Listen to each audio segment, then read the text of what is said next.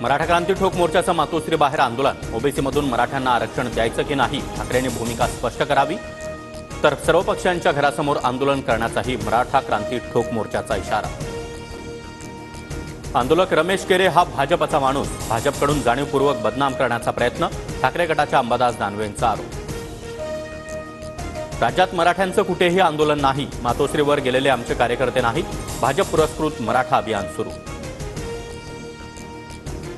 मला बदनाम करण्यासाठी दरेकर फडणवीसांनी रचलेलं आंदोलन, मात्र त्यांची राजकीय कारकीर्द संपवल्याशिवाय राहणार नाही, मराठा आंदोलनावरून मनोज जरांगेंचा इशारा. सगळे सोयरेचा GR निघाला तरी देखील जरांगेंनी 288 जागा लढवाव्या. रयतेतल्या गरीब मराठ्यानं निजामी श्रीमंत मराठ्याला धडा शिकवला पाहिजे, प्रकाश आंबेडकरांचं वक्तव्य.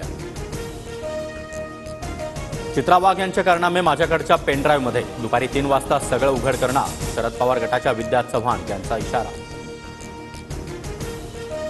दिल्लीत दादा गटाचे रमेश शिंदे आणि सुप्रिया सुळेंची भेट, रमेश शिंदे पवार गटाच्या वाटेवर असल्याची चर्चा. रमेश शिंदे आणि बबनराव शिंदे यांच्याकडून एकमेकांच्या मुलांना माढ्यातून उभं करण्यासाठी हालचाली. एकनाथ शिंदे मौलवीच्या वेशात दिल्लीला गेले, दिल्लीमध्ये जाऊन अमित शहांना भेटले, संजय राऊतांचा आरोप. बाळासाहेबांना देखील दाढी होती, राऊत त्यांचीही टिंगल करणार का? दिघेंची दाढी सहन झाली नाही, आता शिंदेंची दाढी कशी सहन होणार? शिंदे गटाचे आमदार संजय गायकवाडांचा राऊतांवर निशाणा. दिल्लीसारख्या विमानतळावर देशाच्या आणि राज्याच्या गृहमंत्र्यांनी खेळ चालवला. अजितदादा नाव बदलून दिल्लीमध्ये येतात, सरकारनं चौकशी करून गुन्हा दाखल करावा, संजय राऊत आक्रमक.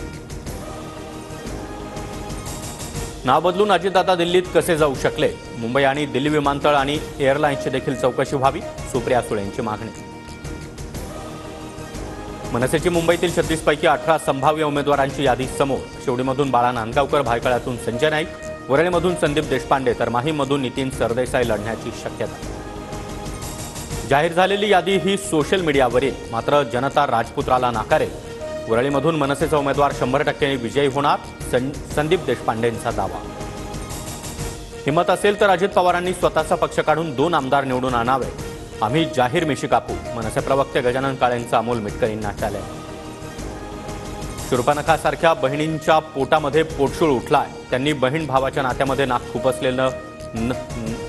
न खुपसलेलंच बरं. अंधारींनी अजितदादांवर केलेल्या टीकेनंतर रुपाली पाटलांचा पलटवार. नवाब मलिकांचा वैद्यकीय जामीन हायकोर्टाच्या निकालापर्यंत कायम राहणार, जामिनाबाबत आम्हाला कोणतीही शंका नाही, ईडीच्या वकिलांकडून स्पष्ट. शिवसेना आणि राष्ट्रवादी आमदार अपात्रता प्रकरणामध्ये 7 ऑगस्टला सुनावणी, दोन्ही प्रकरणामध्ये एकत्रित सुनावणीबाबत सरन्यायाधीश धनंजय चंद्रचूड यांच्याकडून स्पष्ट. मुख्यमंत्री एकनाथ शिंदे आणि देवेंद्र फडणवीस, अजित पवार यांची रात्री 1 तास बैठक, विधानसभेच्या जागावाटपाबाबत चर्चा झाल्याची शक्यता. लाडक्या बहिणींसाठी किंवा भावासाठी नाही तर लाडक्या खुर्चीसाठी महायुतीची घोषणा, योजना प्रसाराच्या नावाखाली सरकारी तिजोरीवर 270 कोटींचा डल्ला, विजय वडेट्टीवार यांचा आरोप. नाना पटोले आणि विजय वडेट्टीवारांना आता फक्त खुर्चीची स्वप्न. सध्या काँग्रेसमध्ये नानाभाऊ आणि विजय भाऊ एकमेकांना फाडून खाऊ अशी अवस्था, आशिष देशमुख यांचं प्रत्युत्तर.